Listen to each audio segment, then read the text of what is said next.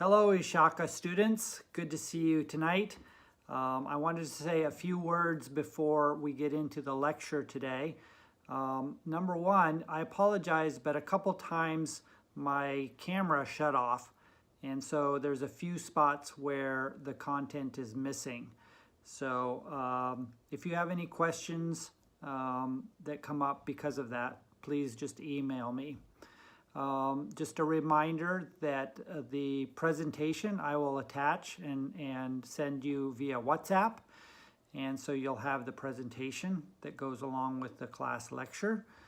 And the homework for this coming week is to read chapter 5 in our book On Guard, and then write a short paper like you have been doing, a half a page or a page, giving one scientific reason for why the universe began to exist.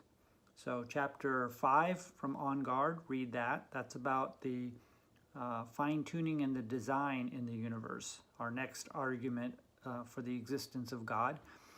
And then write a half a page to a page about one scientific reason for why we believe the universe exists. Okay? And I'll look forward to Skyping with you on Monday, and look forward to your questions. If you have any, please WhatsApp me with your questions, and we will talk about those during our Skype time. Okay, God bless you. Look forward to seeing you soon. Bye-bye. Okay. All right, we have a special guest this morning. Let me introduce Gabe. Gabe, Caleb, Daniel, and Noah. Hey, Gabe. All right, Caleb, Daniel, Noah.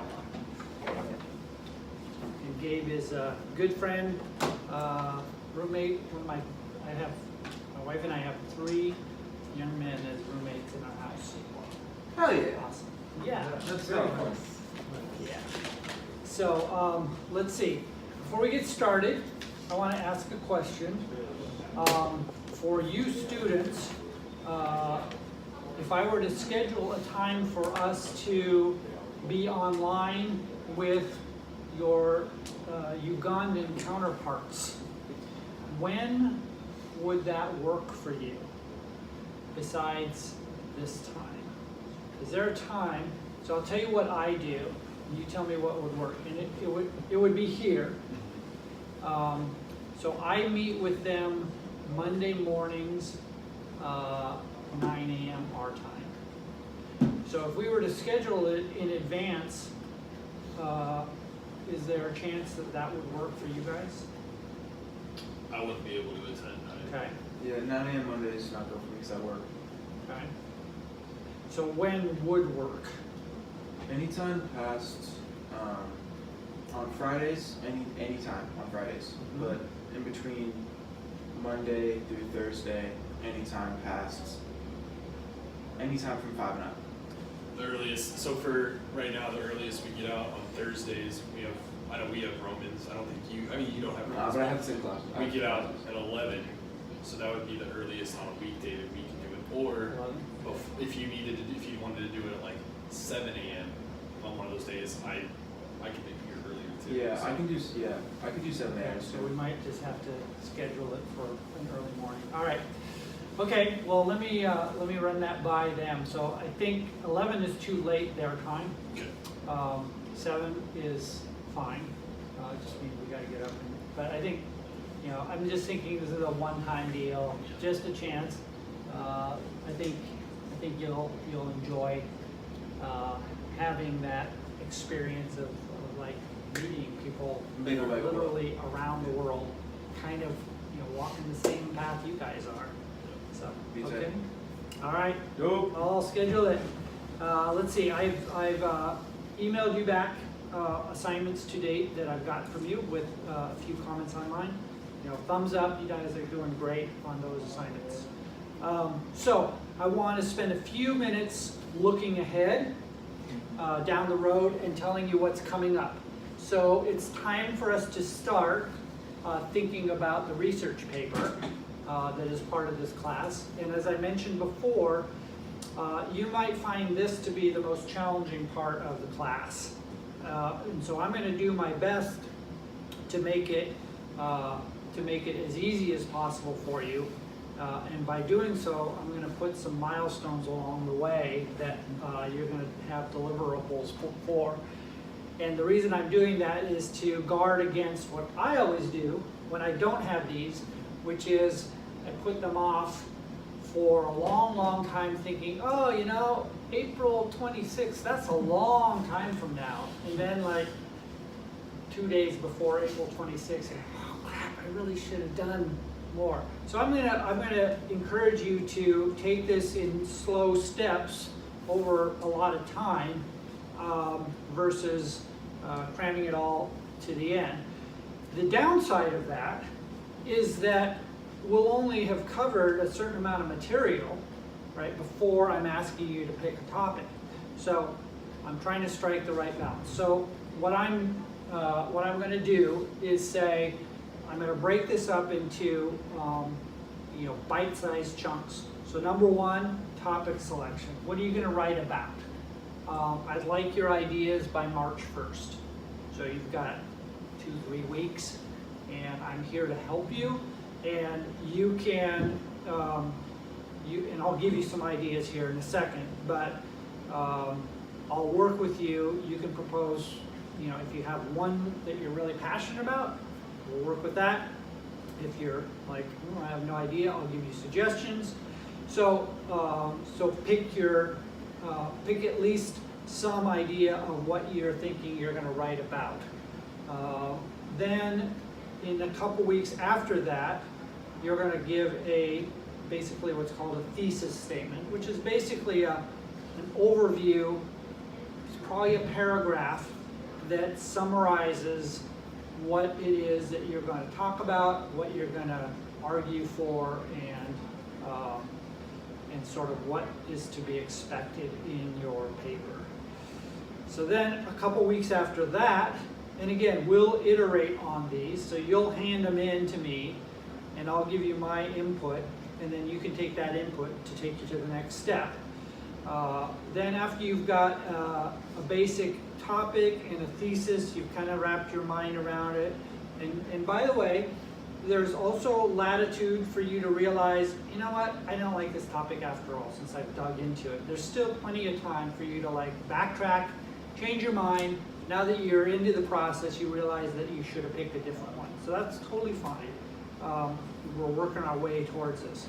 So at the end of March, you'll have an outline, and this will be the tough part. You'll have references. So this paper is a research paper, which means you're actually doing research, which means you're going to sources other than your brain to refer to build off of the expertise of other people who have spent lots of time on this. Hi, Ashaka students. I didn't push the button, so I'm a little bit into this. I did, but it stopped. Yeah, I don't know why. Okay, well, anyway, hopefully you're getting this.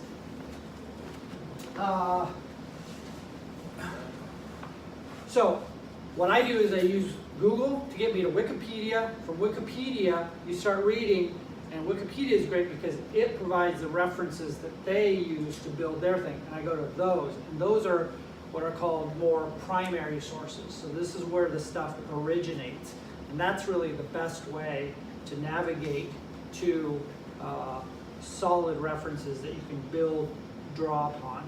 So, a big part of your exercise will be going through, and you're welcome to use the library too, but honestly anymore, most of my references are available via the internet. And when you cite them, I will give you the proper format and everything on how you cite internet resources. Those are perfectly fine. I'm expecting a lot of your references to be internet. Our book is a fine resource. I think our book also has footnotes, and the footnotes point you to where he got his stuff. You can go directly to his stuff. So that'll be due the end of March. You'll have an outline of your paper, which shows kind of the skeleton, the flow of it, and the references that you're going to be using. And then, can we quote the book? yes, absolutely, you But- can quote that. Any of them? Yes, any book, and it'll really depend on the topic you pick, Yeah. which I'll get to in a minute. Rough draft in the middle of April. I will give you a couple weeks then to move from rough draft to final. I made a decision which I'd like to do, and this might be daunting, but I'd like you to present your paper.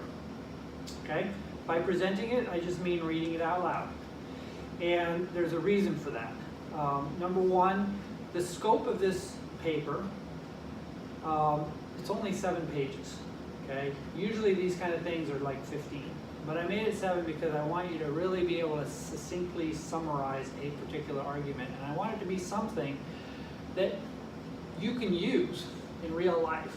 And so I want to have you have at least one practice run of actually saying it. The other thing that asking you to stand up and present it to us will do is, I always tell my students when you're writing a paper, before you submit the final draft, read it out loud to yourself. You'll find all kinds of grammatical issues and like poor wording that you don't catch when you've written it and then you kind of read it in your mind.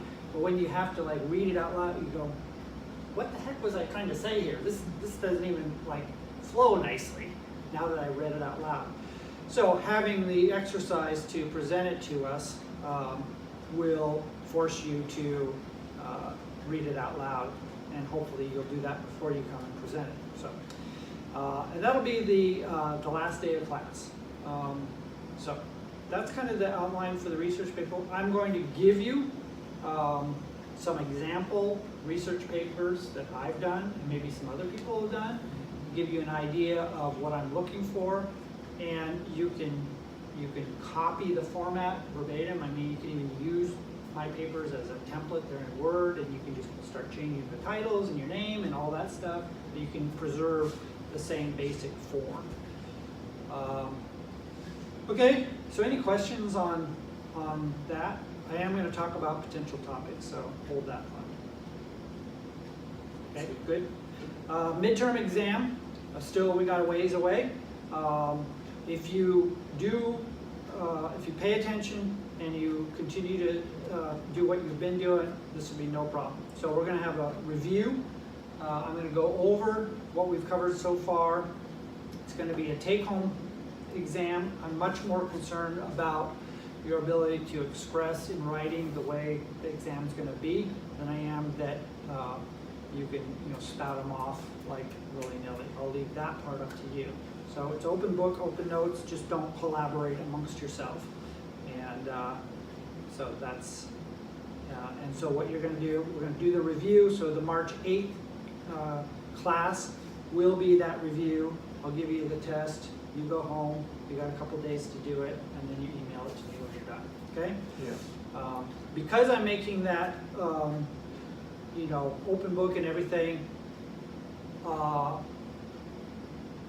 it won't be difficult, but it's going to be substantial. Okay? It's going to be substantial. So I'd rather have that than try to get you to memorize a bunch of stuff that you spew out for the purposes of an hour test. Okay, so that's the midterm. Research paper topic ideas. Okay, again, think of this as a 20-minute lecture that you would give, or a conversation you would have with a friend that's based on this 7 pages. And imagine that people are going to Q&A you afterwards, which is what we're going to do when you do the presentation. So that's a tool that you're going to use, and the exercise of developing the thought that's required in order to be able to write this is all part of that process. As far as topics goes, kind of the sky's the limit to a large extent, as long as I approve it. And so, like I say, there'll be milestones along the way to make sure that you're on the right track. But for example, you could take one of the foundational arguments that we'll be going through, the Leibniz, the Kalam, the teleological, the moral, the resurrection, anything in that category, you could build upon and just present it and just use the opportunity to write the paper to really drill that argument into your brain and be able to present it.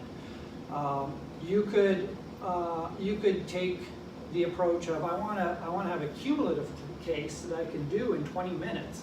And people like William Lane Craig, if you watch his debates, he does.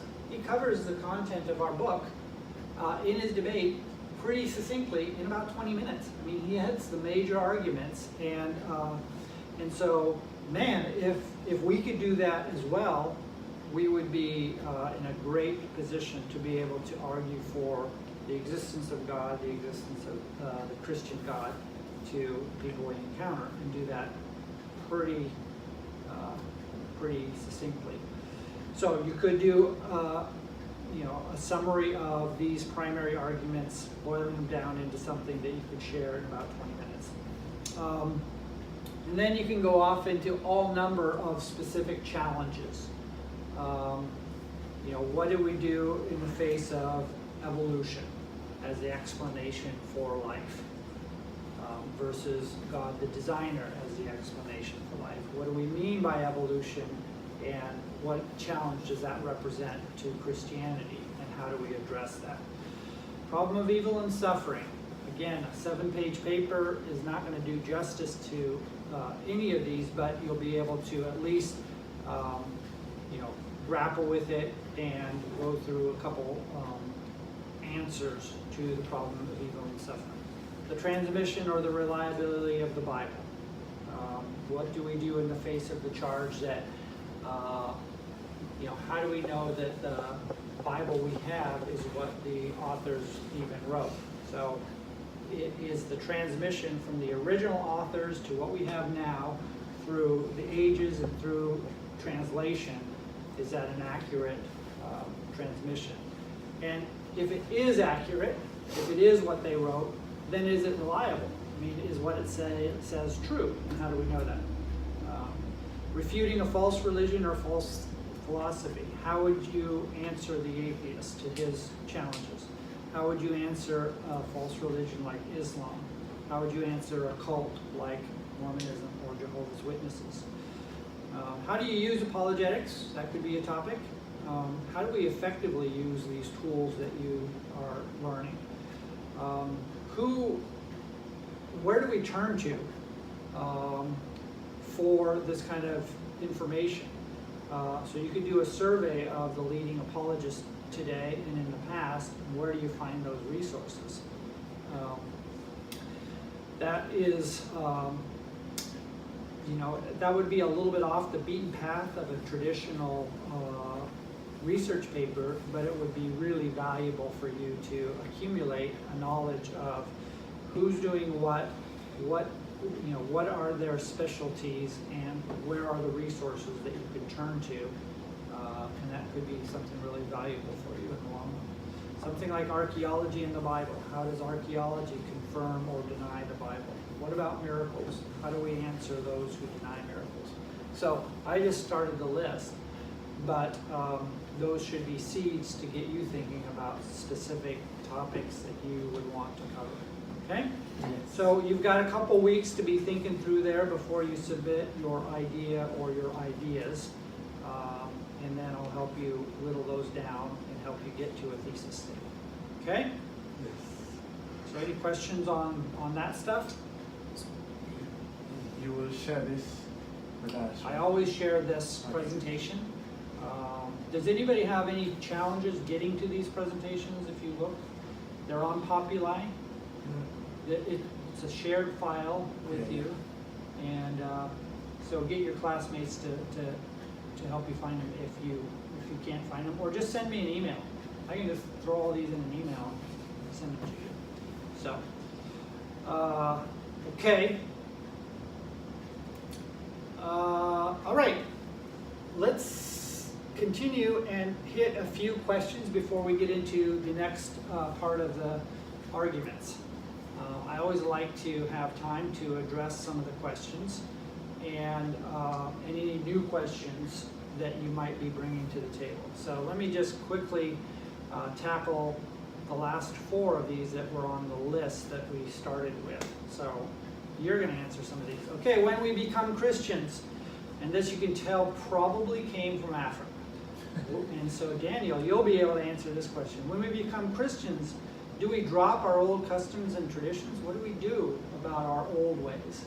Daniel, what do you do in Africa when you have 4 wives and you just got married and you're supposed to be a husband of 1 wife?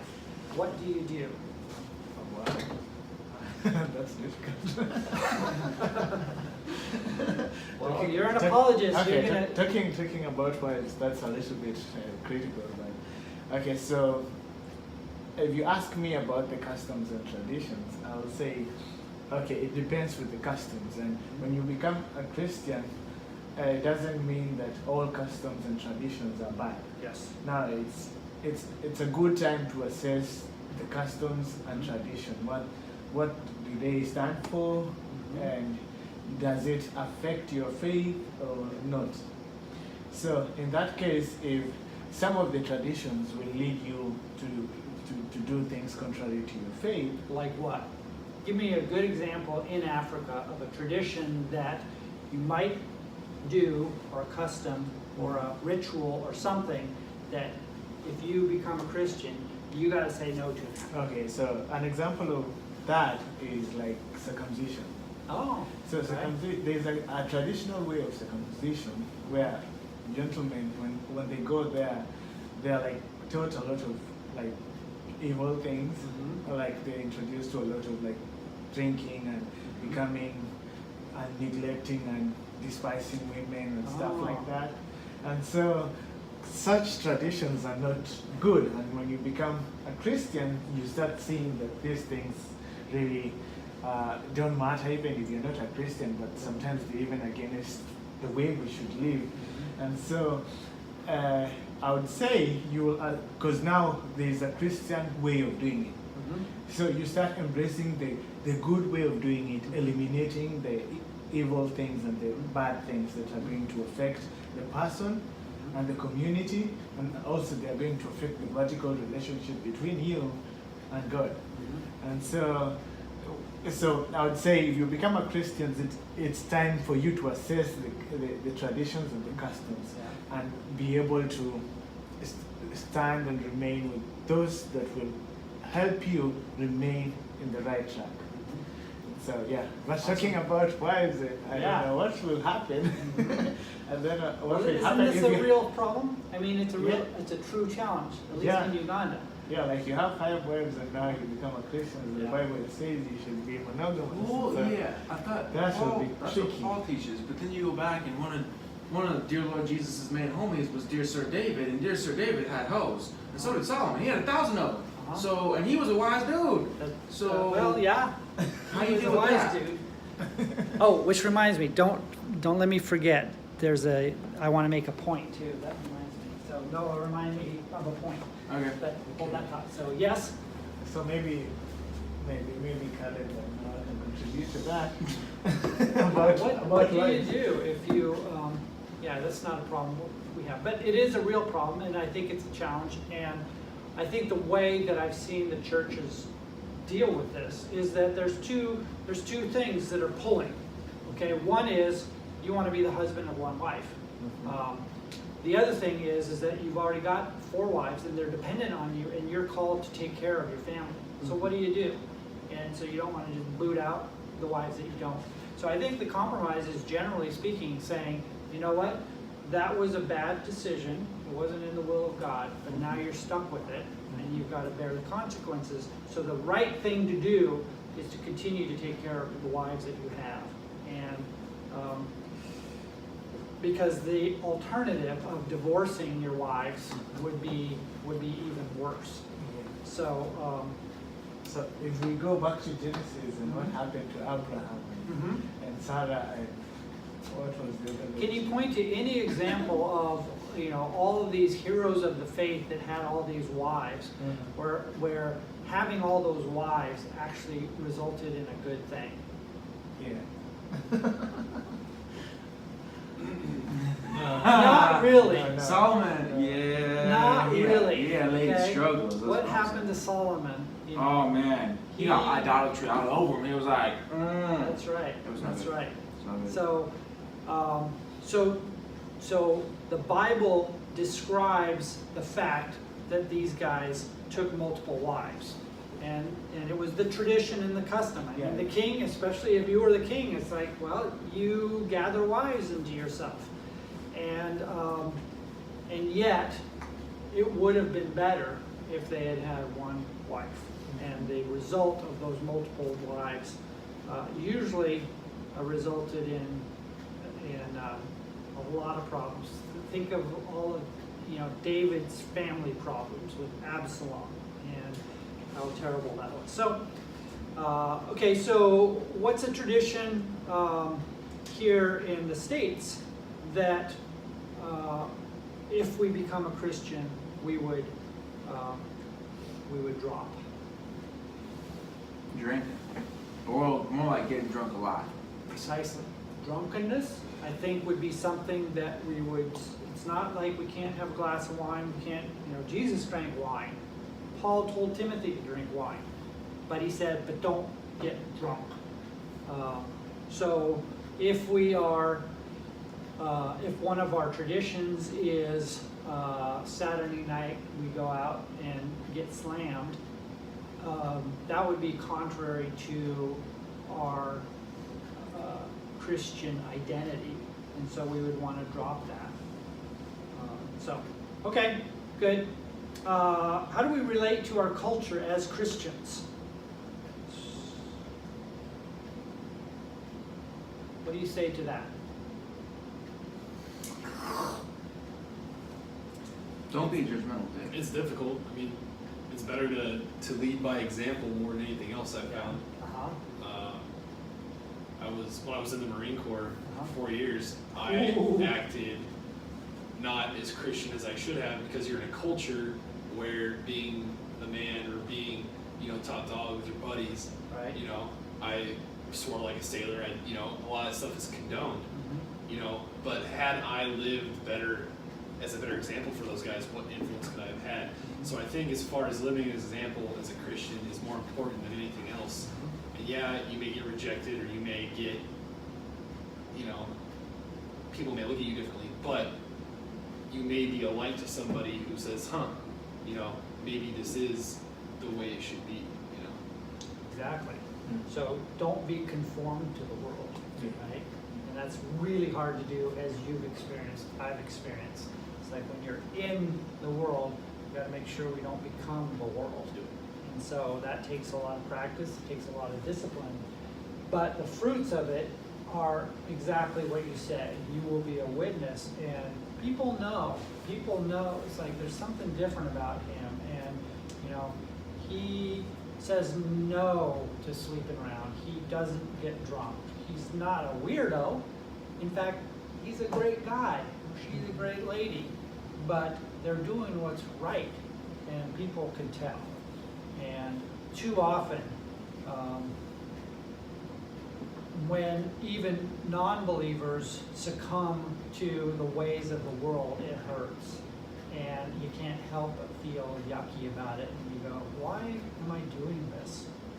And when you have examples of people who are not of the world, but they're intersecting with your world, and you can see them, then it gives them a model, it gives them hope to say, well, you know what? I really like Caleb, and he seems to have a great life, and he's not sleeping around, he's not, getting drunk and swearing like a sailor.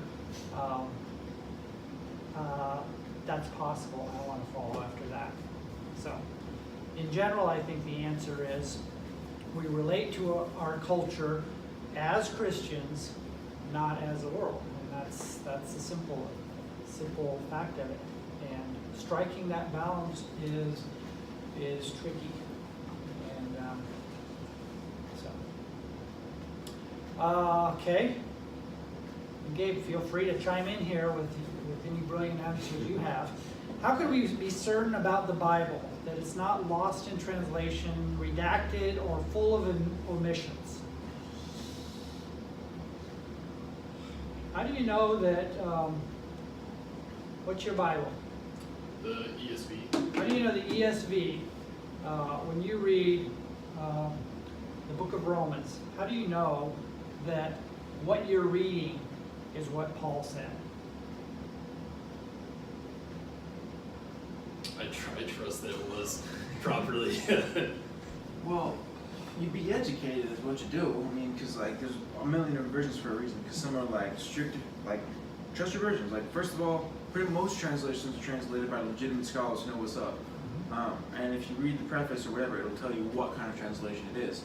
And that's why you read different translations at the same time, because one of them's going to be like, this is exactly the original language and it don't make sense to you because you're stupid. And the other ones will be like, here, this is your culture. Read it like a flowery book. Well, how do you know that over 2,000 years, and making copies of copies of copies with all of these, every time you make a copy, it's some scribe making a bunch of mistakes, and then there's translation after translation after translation.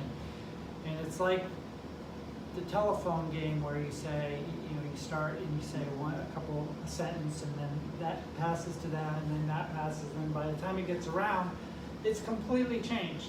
So how do we know that that isn't the case for the Bible? Or for that matter, how do we know that a bunch of guys just got together and decided to, twist it around to fit their theology? Yes, no. Two reasons. First of all, the extremely large amount of very qualified scholars we can trust who've done the translations since the century, especially the Jewish community. And there's other texts that go along with the originals. Because we have histories of like what was going on in Corinth around that time. The things that Paul addresses are addressing the same things that those histories are describing. So there's colloquial things going on. Okay.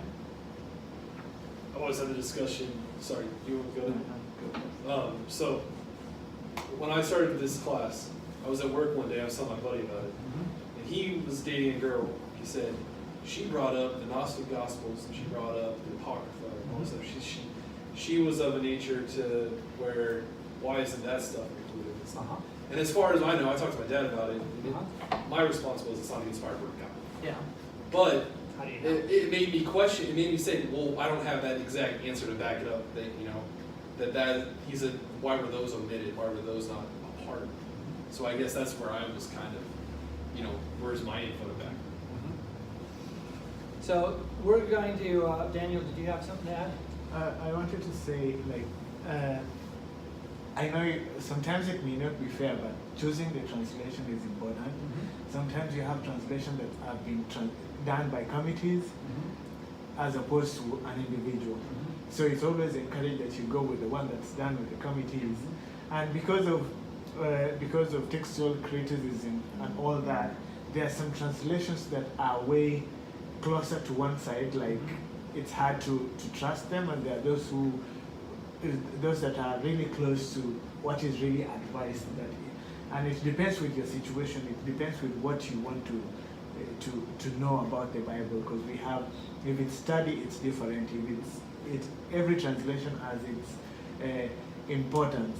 And so when you're trying to read, you read several translations, not just depend on one, because somehow it's lost in language, because like King James at some point was really with this kind of English that no one can understand, jargon and all that.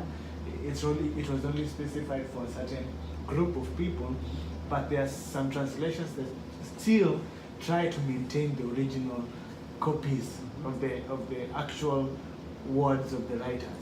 And so that's why you should seek those translations that still try to maintain the actual, because we have paraphrases, we have word for word, and we have all these. So you should be keen when selecting the translation that you will go with. Yeah. Excellent. Those are all really great answers. We're going to devote a whole class on this subject, and you could devote a whole course on this subject. but I heard a number of different things that I'll just highlight. There's multiple issues that we're talking about. One is like the translation, right? The process of translation. How do we take the scripture in one language and translate it into, say, English?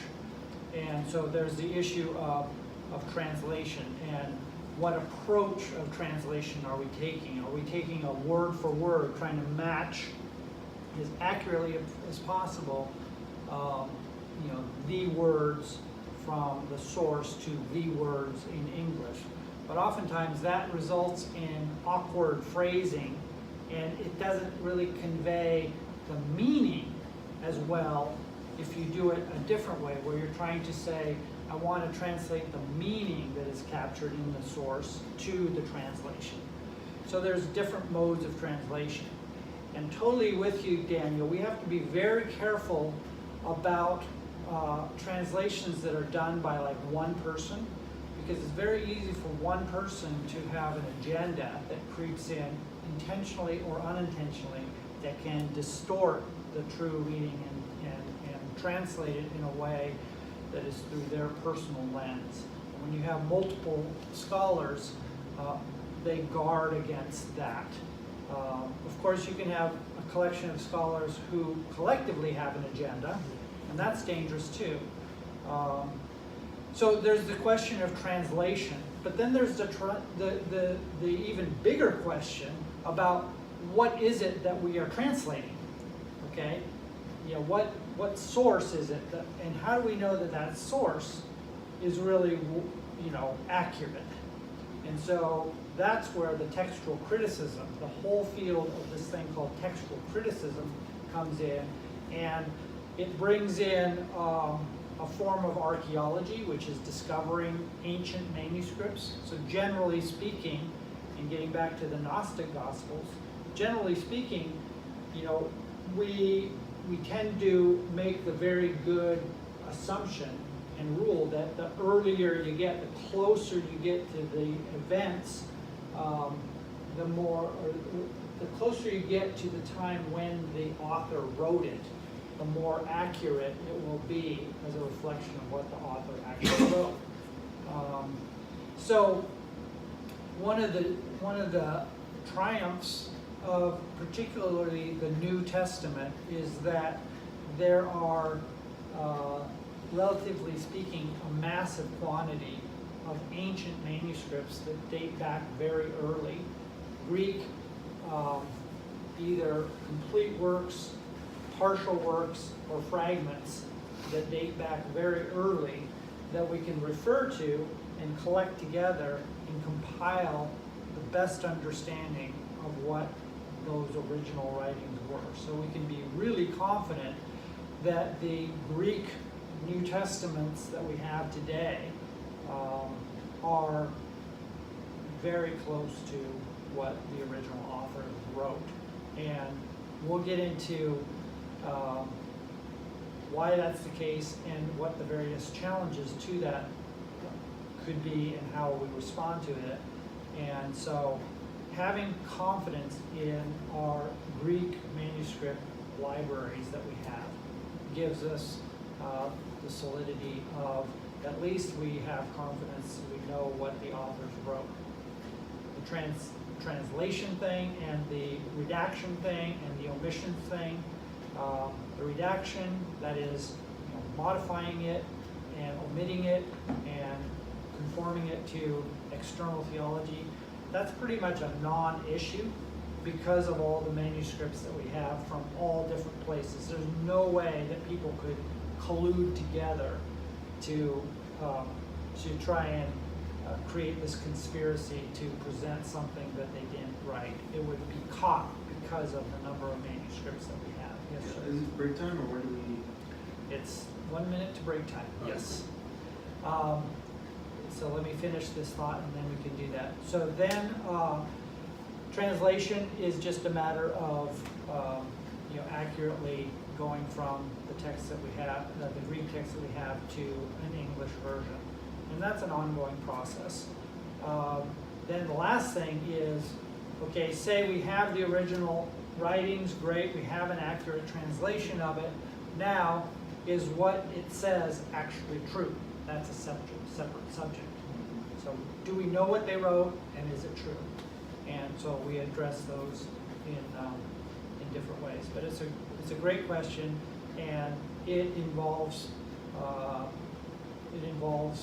number of different disciplines. The overall answer, just to jump to the conclusion, is that we can be really, really confident in the scripture you have. Your ESV Bible there is really, really good. Can I ask you to do one thing? Can you look at Jude 5 in your ESV? And your ESV there looks pretty new. And I want you to say what it says. And does anybody have an older Bible? Who has a different, like an NIV or? I have an idea. Okay, you look at the same passage. And then we'll take a break.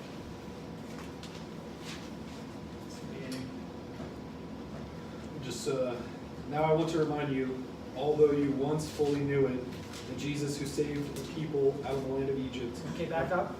Who saved the land of Egypt? Jesus. Jesus. What does yours say? This is Jude 5. Jude 5. Jude 5. Okay. Jude verse 5. It says, through you already know all this. I want to remind you that the Lord, Who? the Lord, How come yours says Lord and yours says Jesus? Oh shit. It's a good point. Okay? I'll tee us up to the break. That is a fascinating question. The reason his says Jesus is because there are a lot of manuscripts, very ancient manuscripts, that say Lord, and some of them say Jesus. And up until very recently, the majority scholars says it's Lord. There's a reason why the ESV and your new one says Jesus, and that is because this will just be a teaser. There's a whole new science of exploring the ancient manuscripts that's basically artificial intelligence applied to that manuscript library. What? Right? Yes. Balls? They're using compute because we have such a vast amount of manuscripts, and the little subtle like spelling errors and like little scribal notes that got integrated. It's too much for a human being to just look at all that and figure out, okay, which ones go and how do you trace it back? You can't do it with the human brain, but a computer does really well. In the same way that a computer can take your DNA and trace it back, trace your ancestry back and say, well, you probably came from Ireland, or you probably came from I don't know where, and you probably came from, Kenya, I'm guessing. In the same way, you can use that same technology, apply it to the manuscript libraries that we have, and it's a process that is only recently being developed. And that process applied to this indicated, counter to what originally was thought, that the best reading is most likely Jesus. And that's why your ESV, which is brand new, says Jesus. Now that's pretty profound. Jesus delivered the people. That is very Christological, right? Yeah. That is very crystal. Was it Jesus? I thought it was God. Well, yes. The answer is yes. It was God. It was the Lord. It was Jesus. Yeah. So that's an important little tidbit that is being revealed through the textual criticism technology of today. Okay, that's all. I'll come back in a couple minutes and we'll. Freaking AIs, man. Smart people. AI. Yes, it's very exciting. The field of textual criticism and. Yes, we'll see you in a few minutes. Stuff I never considered before. And I guarantee you, your atheist friends who think that there's no evidence, there's no reason, they've never heard it either. They've never even thought about it. Or they may say something stupid like, well, the Big Bang shows that God doesn't exist. Oh, really? No, I think the Big Bang is an incredible argument for that God exists, that a cause caused the Big Bang to happen, and that it's like matches perfectly what Scripture says, saying God spoke the universe, in the beginning there wasn't anything, and then God created it. Wow! Have you ever thought of that? And so, truly, you're going to find, and you know, it's the value of maybe doing a paper summarizing these arguments. In 20 minutes, with a little bit of practice, you can rattle off like 5 really solid arguments for why you believe that God exists and atheism is not true, and why you believe it's not just any God, it's the Christian God. You can just rattle those off.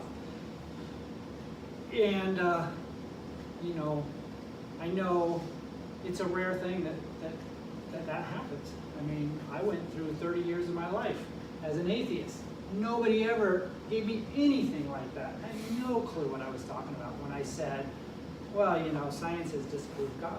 I had no idea what I was saying. I just took it on faith that somehow scientists has figured this all out. And that there was somewhere out there was some good reasons to not believe in God, but I just didn't know what they were. Yeah. So in these 15 weeks that we have together, you're going to come out like more equipped than 99.9% of people, and sadly Christians, with solid answers to these things that you can share pretty easily. All right, so I'm going to go ahead and get started as Noah comes in. So again, just to recast where we are sitting here, we're going through some foundational arguments for the existence of God. Last week, we talked about the first cosmological argument, which is the very simple question. What is the very simple question that the Leibniz argument asks? Why is there something rather than nothing? Yeah, wow. That's a really easy question to ask, but really, you know, it's like once you start thinking about it, boy, you could spend a lifetime thinking about that. So that was about why does something exist at all? And the argument was basically that if something exists, whether it's eternal or whether it came into being, there's an explanation to explain why it exists. And again, key thing to remember is the Leibniz one is not about whether the universe came into being or not. It's about whether it exists or not. Why does it exist? This next one here is going to be about beginning. Okay? If the universe began to exist, what is the cause for its beginning to exist? What is the beginner that explains the beginning? And just to look forward, then we're going to add in, why does this universe that began to exist exhibit all of these amazing features that we call fine-tuning, that point to a fine-tuner, a designer, okay? So we've got to come up, you know, it's clear that there are fine-tuned features. It's clear that the universe appears to be designed. So the question is it designed? And if it is designed, that points to a designer. And then last in this collection of foundational arguments for the existence of God is the moral argument. We have these things, these oughts. And we have to explain, how do oughts come from ises? Ises just describe how things are. They're just a description of reality. When you get into morals, it changes from descriptions of reality to prescriptions, the way things ought to be. How do we get from the one to the other? There's got to be a cause, a reason that we say certain things ought to be or ought not to be. We've got to find a bridge between the is and the ought, and that's what the moral argument is about. The conclusion of all these arguments are always God. God is uniquely is the thing that provides the answer. And there's good reasons to say that it's God, because the answer has to be something that fits into the thing that we describe as God. So when you say, well, what has to be the source of the design of the universe? Well, it's got to be, can't be the universe itself, because it can't design itself, because it would have to exist and be designed before it could design itself. So it's got to be something outside the universe. It's got to be something that has design purpose, like a way that it could design a purpose towards which it's designing. So those all box the answer to the argument into something that when you look at that something, you go, well, that's what we call God. That's what God is. When we say God, that's it. Okay. So those are the foundational arguments. So let's move now quickly. And again, I've got 45 minutes to get through the Kalam cosmological argument. And from your conversation already, I think you have a good grasp of this from your readings. But let me just walk through it. Again, I have a capstone video that will try to drill it into our brain. But the cosmological argument is all about beginning of the universe. Okay, like I said, the Leibniz, not to be confused with the Kalam. The Leibniz was about existence itself. This is about how did it come into being. And it asks another very simple question. And it's great that these are simple questions. Why is there something rather than nothing? This asks the question, if the universe had a beginning, what is the cause of the beginning? Okay? If it had a beginning, it needs a beginner. What is that beginner? And this argument now is popularized under this name, the Kalam cosmological argument. And it's really our author, William Lane Craig, in the modern times that has called it this. But this argument has been around forever. This argument about the beginning requires a beginner. Aristotle grappled with it. This guy, this Islamic scholar, Al-Ghazali, grappled with it. And his main contribution is addressing the philosophical side of the argument. So as you'll see in a minute, there's two sides to this argument, or two approaches to answering some of the premises. Al-Ghazali really focused on the philosophical, mathematical side. Thomas Aquinas dealt with this and reframed it as well as a first mover. And then William Lane Craig has brought it into the popular conception and added all of the science, the modern cosmology that supports this. And again, the term Kalam comes from this Kalam school of medieval Islamic scholasticism from which Al-Ghazali did his work. Interesting to see that we can leverage the work of a false philosophy, a false religion in Islam, and recognize that the total sum of it is totally false. And we have reasons why it's false, but there can be elements within it that are true, and we can grab it. Just like an atheist scientist can do amazing cosmology and provide us with amazing data and explanation for how the universe is, even though he's an atheist. And we can draw upon that to formulate our view of reality, our picture of reality. Okay, so here's how the Kalam cosmological argument goes. And like the Leibniz one, we ought to be able to get to the point where we can memorize these and you can rattle them off and you're prepared to give these answers to your friends when they ask.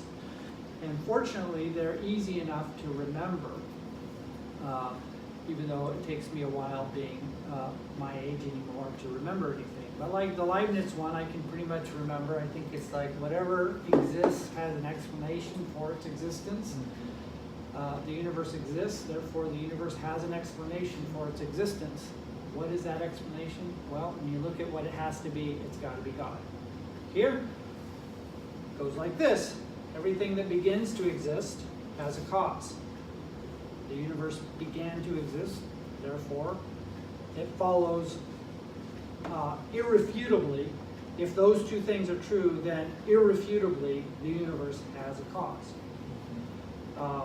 And again, looking at what that cause must look like to be the cause of the universe, the only answer is what we describe as God. Okay? So the real question isn't the structure of the argument, the real question is those first two premises. Okay? Is it true that if everything that begins to exist, is it true that everything that does begin to exist has a cause? Or can things begin to exist with no cause? So that's number one. Number two is, did the universe begin to exist? And that is a crucial question. So let's look at those two premises and see what we can say. So premise one. Well, this, first and foremost, I don't know about you, but the idea that everything that begins to exist has a cause seems just intuitively true. Because the counter point, the negative of that, if it weren't true, then it would mean that things could begin to exist for no reason at all. They could just begin to exist, come into existence for absolutely no reason at all. They can pop into being uncaused, out of nothing, and that just intuitively just is not the case. None of our experience and our intuition has ever encountered anything that just comes into being out of nothing, uncaused. And, you know, likewise, if it is untrue, then anything and all things could be popping into existence. If it's no cause, then why don't we see things just randomly like popping into existence for no reason? We never see any of that. We always find that when something comes into existence, there is a cause behind its coming into existence. Likewise, all you scientists and all you people who see science as a source of truth, which is what our culture does today, we look to science and scientists as the high priests of truth. Bill Nye the Science Guy, when he comes on TV, we all believe Bill Nye the Science Guy because he's a scientist and science delivers truth. So, it is a first principle of science that this cause and effect relationship is foundational to science. If cause and effect didn't work, science wouldn't. It's been like shutting itself off. I don't know why. Sorry, Shaka, but my phone's been like shutting off periodically. So you may find this lecture to be a little bit disjointed. So hopefully it's okay though. All right, so I think we are, just to summarize for the sake of the camera, looking at premise one, this idea that everything that begins to exist has a cause is both intuitive, it's experiential. If it were untrue, then the world would be dramatically different than what we find. It forms a first principle of science, and that if it's not true, then science itself is not going to work. And all of the proposed exceptions to this are not really exceptions because they don't, you trace them back and you find that they do have a cause and they don't come from nothing. So I think we can be pretty confident of our intuition that premise one is true. Okay, so now what about premise two? Okay, premise two, and here's where, and premise two again is that the universe began to exist. So the question is that true? Did the universe come into being or has it always existed? And for the vast majority of human existence, Greek philosophers, modern scientists have, well, not modern, but science up until the last 100 years has claimed that the universe was eternal, is eternal, has always existed. And part of that is the philosophy that is the philosophical implication. If the universe began to exist, then there was a beginner. So if we want to deny a beginner, we have to deny that the universe began to exist. But there's good arguments to show that the universe did begin to exist. So let's go through those. There's two categories. One is philosophical. mathematical, and there's actually several of those. I'm only going to touch on one. The other are scientific arguments, and these scientific ones, I think, are the ones that speak most clearly to our culture, for whom science is such a source of truth. So the philosophical ones go like this. Oops. I guess I just stay here. So the philosophical one has to do with this difficult mathematical thing to grasp, which is the impossibility of an actual infinite. Okay, so there is such thing, at least conceptually, as an actual infinite. And the difference between an actual infinite and a possible infinite is that a possible infinite is like, say you were just to start counting numbers. 1, 2, 3, 4, 5, 6, 7, a billion, trillion, a bazillion, blah, blah, blah. And you just kept going. Okay? That is an infinite series of numbers that would never end. You would never get to the end, and you would it would be possibly infinite, but you'd never reach that infinite. Okay, so that's a possible, or that's a possible infinite. An actual infinite is the set of all real numbers. For example, if you say there's a set of every real number, and that set contains an infinite number of numbers, but it's a set. That set is an actual infinite. Okay? And you can work mathematically with the concept of an actual infinite. If the universe were eternal, it would mean that an actual infinite exists. Okay? Because in the case of an eternal universe, there would be an actual infinite number of events that had occurred in that universe. An event being anything like the transpire of time, like time going along, or motion. There would be a change of state, either temporarily by time or by configuration. There would be an actual infinite number of those in an eternal universe. So if an actual infinite is not possible to exist, then an eternal universe that implies an actual infinite also couldn't exist. So I'm not good enough at the mathematics to adequately explain to you and prove to you that an actual infinite cannot exist. William Lane Craig uses a couple examples in the textbook, Hilbert's Hotel for one of them. And his approach, and I can describe the approach, but I would personally need to be a lot more knowledgeable about it if I were to face like a mathematician whose expertise was in there. But basically I can be a messenger of the conclusion, and that is that the argument that William Lane Craig takes is that if there were an actual infinite, you would, and if you go through what that would imply, you would result in contradictory things that happen all the time. So he uses the Hilbert's Hotel as an example, where if an actual infinite could exist, then it would be possible to take a completely full hotel and take an infinite number of other people and still fill the hotel with that infinite number of people. And so you end up, and you could subtract an actual infinite out and have an infinite number remain.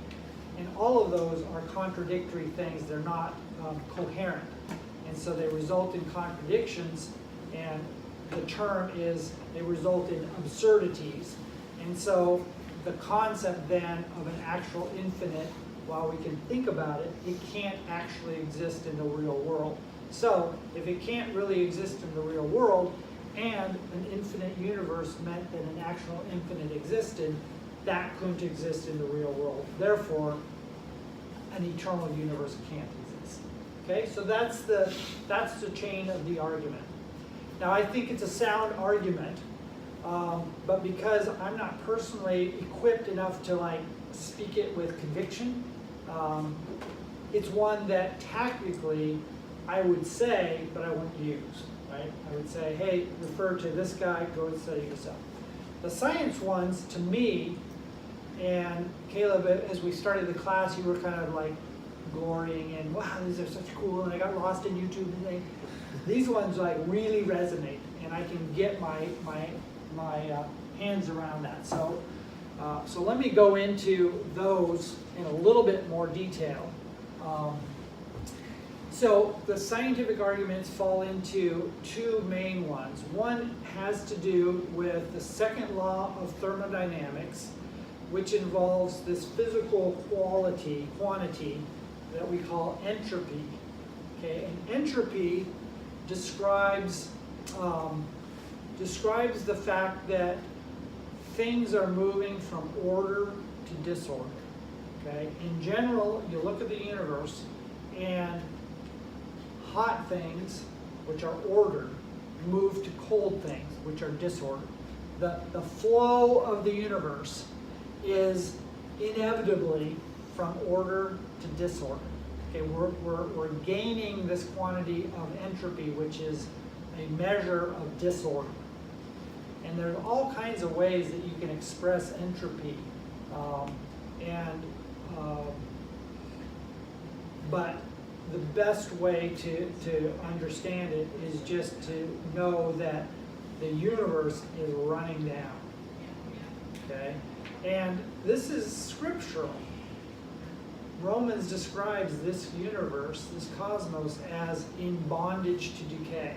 We are stuck with this fact that we are decaying, we are running out, we are rotting in a sense. The bondage to decay is the biblical description of the second law of thermodynamics. Amazing. Okay? So, when we think about the fact that the universe is running down, okay, if the universe was eternal, in other words, it's always existed, then the question is, well, why hasn't it run down yet? If it's always been here, and it's had infinite amount of time, and we're running down, then we should already be run down, and we're not. So here we are. And so if you backtrack, it says, if you rewind the clock, it's like, well, we've not run down yet, and we were more ordered. It's going to reach a time when the clock started. The clock started, we're here, we haven't run down yet. Therefore, there couldn't have been an eternity, an actual infinite amount of time that we would be in the process of decay. So the second law of thermodynamics points to the fact that the universe cannot be eternal. It must have had a beginning. Okay, so that's argument number one. Argument number two, from a scientific standpoint, is the remarkable discovery that the universe is in a process of expanding. Again, dang, I should have put it, but throughout Scripture, the expansion of the universe is proclaimed. I don't know if you know this, but in the book of Job, in the book of Isaiah, in the Psalms, it talks about the heavens are stretched out. Okay? God is stretching out the heavens like a tent. And this is exactly what science has discovered. And so let me just give you a brief history of that. And again, this is, we don't have time to get into the details, but it's an area that you can do a lot of research in. You can get lost in YouTube about this, but here are the primary things. Number one, everybody knows the name Einstein, right? Albert Einstein.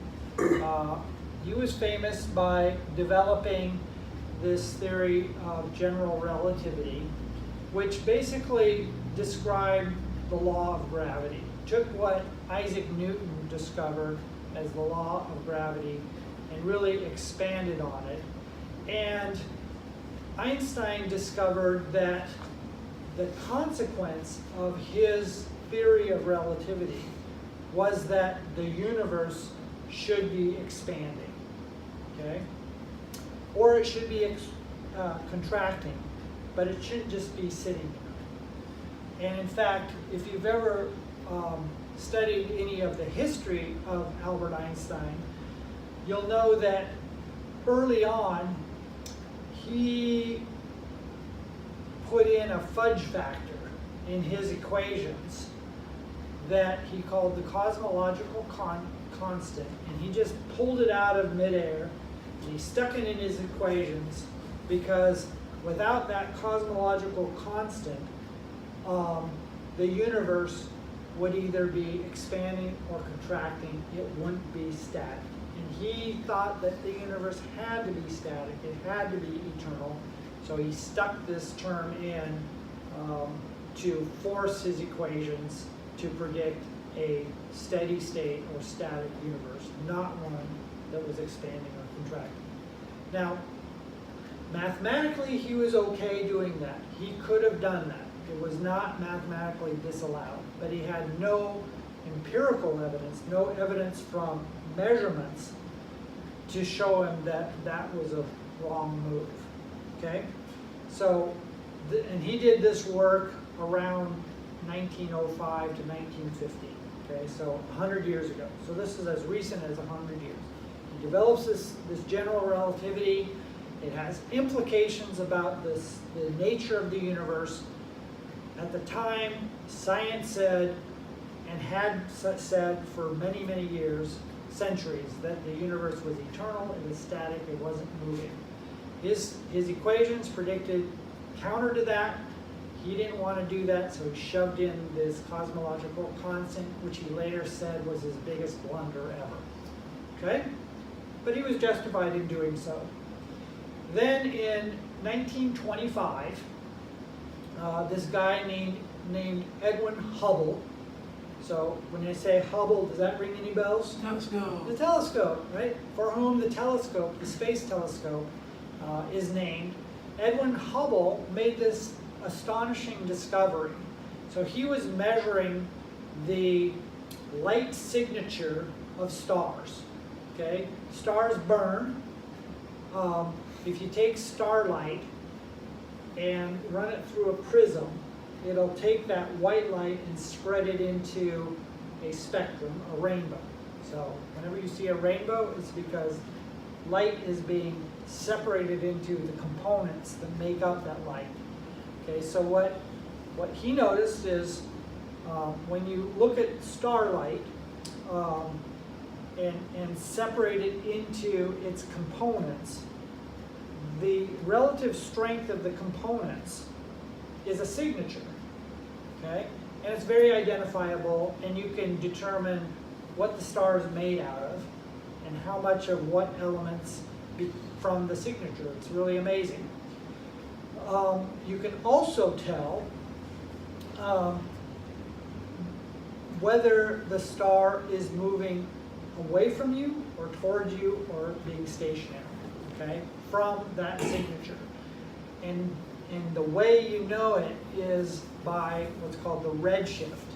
And the way to think about understanding the redshift in ways that we can understand is, you know the sound of a train as it comes towards you and then goes away from you and it blows its horn? What does a horn sound like? It goes, dee. It changes pitch as it comes towards you and then goes away from you. The reason is because its motion towards us compresses the sound waves and makes them higher pitch. And when it goes away, it expands those sound waves and it makes them lower pitch. So from the pitch, we can tell how fast the train is moving, whether it's moving, and how fast it's moving. In the same exact analogous way, by looking at the pitch so to speak, of the signature of the starlight, you can tell whether the star is moving towards you or away from you. You can also tell how fast it's going. Okay? So you got that? So Edwin Hubble was looking at stars, and he was measuring what's called the redshift. The redshift is just the pitch change in the light signature that indicates, is it moving away or is it coming closer? And he started making a lot of measurements, and he was also using a different technique to measure how far away the star was. Okay? So he's got these measurements of how far away or close the star was, and he's got a measurement for each of those stars what their redshift is, whether they're moving away or coming closer. And here's what he found. What he found was that all of the stars are moving away from everybody. Okay?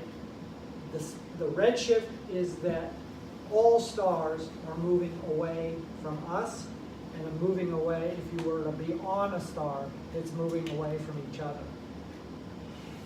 And he also found that the further away a star was, okay, the faster it was moving away. Okay? Now, it's hard to picture this, but you put those two elements together, and the only model that works to explain the fact that the stars are moving away uniformly from us and from each other, and the further away you get, the faster they're doing that, the only way to explain that is that space is expanding. Okay? And so he made these measurements, made this discovery, and when Einstein found that out, he goes, oh crap, I shouldn't have put in that cosmological argument, or I shouldn't have put in that constant that was forcing my equations to keep the universe fixed. Instead, it looks like the universe is actually expanding, just like my equations said they should. Okay, so this was, like I say, 1925. And scientists over time confirmed all this stuff. I mean, this is really rocking the whole foundation of cosmology and science, because this whole idea of the universe expanding has some profound implications, because if it's expanding in the future, it means it was contracting in the past. And if it was contracting in the past, if you go back far enough, if it keeps contracting, it's going to contract down into nothing. Okay? And if it contracts down into nothing, then it had a beginning. Right? And that beginning means there was a beginner, etc. So you can imagine the scientists trying to come up with an explanation for these measurements, for these theoretical things like relativity that didn't end up landing at a beginning. So, 50 years goes by, and it keeps pointing everything. So they finally say, wow, it looks like the universe had a beginning. And so a new theory came up about how to explain that beginning, and it got the label Big Bang. Okay? And it was a derogatory statement, a derogatory description of this theory that the old school scientists that were trying to avoid this beginning for philosophical reasons, they said, you're working on that Big Bang theory, that stupid theory about a beginning, and what do you think? It was just a Big Bang? Okay, that was how that term got birthed. So then, and I'm covering a lot of ground here, so there's lots of holes, but it's basically true. So then in 1992, another team, no, I'm sorry, skipped one. In 1965, yes sir? What is the Big Bang Theory? There's the theory that just started from two particles, but then what are those particles over? The Big Bang Theory is basically that the universe began to exist as a from a singularity, and beyond that singularity. That singularity is where everything comes down into infinitely small start. It's basically there is a beginner or a beginning to the universe, and we don't know how it begun. So science kind of stops there. And it's not just the beginning of like, it's really the beginning of the existence of the physical world. It's the beginning of space and time as well as matter and energy. That's the implication of rewinding the clock back and taking this expansion of the universe, rewinding it all the way back. If you get to the extreme point, then there's a point where matter, energy, space, and time cease to exist. Okay? And so that's what they call a singularity. And all of the equations that describe things from then on out, they stop working because you stop having such things as time and energy and matter. And those equations break down. And so bridging the gap from there to, well, what was before then? Well, there wasn't a before because there was no time. Well, what were the laws of physics then? Well, they weren't there yet. So it's a boundary condition to the universe. More detail about that would take us astray. But let me just complete the history. So in 1965, some people that were working on a completely unrelated subject, trying to use radio to do like satellite telephone transmission. This is 1965. Their instruments kept picking up this annoying background noise that they couldn't get rid of, and it's like it was interfering with the phone signals they were trying to transmit. It was like static. It's like, and there was like, dang, we can't get rid of this static, and it's a problem. And they just so happened to, when they were complaining and researching about the source of this static, they were also, just providentially, they were at a conference that was talking about some of the implications of the Big Bang, that there would be, if the Big Bang was this major event that was the beginning to the universe, that there would be an afterglow to that. And they put two and two together and said, what we're hearing is actually the afterglow of this Big Bang. That was in 1965. So more and more measurements were made that continued to take this idea of a beginning of the universe, its expansion into what it is today, and confirm it experimentally by redshift measurements, by the predictions of general relativity, by the measurements of the cosmic background radiation. That's what that glow is. And it all matches perfectly with this Big Bang theory.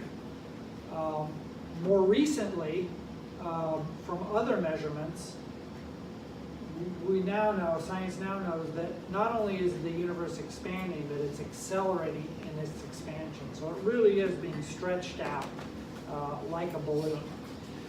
All that to say that you put all those things together, the answer is the universe had a beginning from a scientific standpoint. Now much has happened that adds detail to this.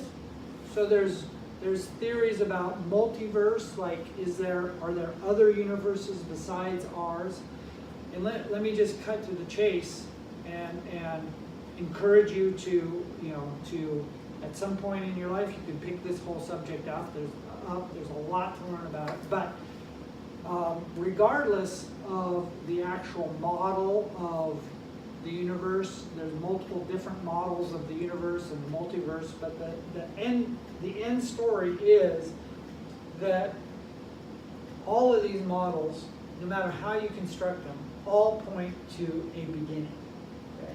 So the idea that the universe had a beginning, that second premise in our argument, is very well founded on the basis of science, not only from entropy, but from the expansion of the universe. So if it's true that everything that begins to exist has a cause, and if it's true that the universe had a beginning, then it logically follows, it deductively follows, certainly, then the universe had a cause. That's our argument. And it's confirmed both philosophically through the arguments of the impossibility of an absolute infinite, and it's confirmed experimentally and theoretically through the tools of science. Okay? So the conclusion follows. And then last, we need to say something about what that cause is. So if the universe had a cause, which now we believe on the basis of these arguments, then the conclusion is really that that cause is God.